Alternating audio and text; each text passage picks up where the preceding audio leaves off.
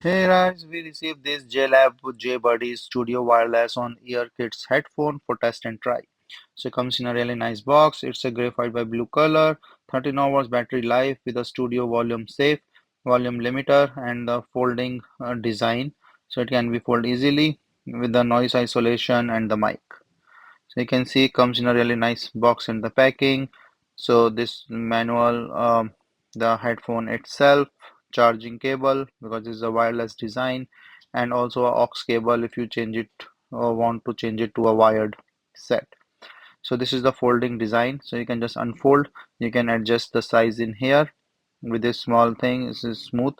And then also from the other side, the right and left is all marked on top of it, and you can just fold and put it anywhere you want. So this is a wireless design, but you can use this aux cable to make it a wired design. So here you can just put in this aux cable and then other side to the laptop, so it will be easy for you. So it's interchangeable, both wired and wireless, and you can use this charging cable to charge this headphones. So it's a very nice and comfortable thing for the kids. So it fitting really well on the ear, covered up the ear, comfortable to the kid from each side and from the top.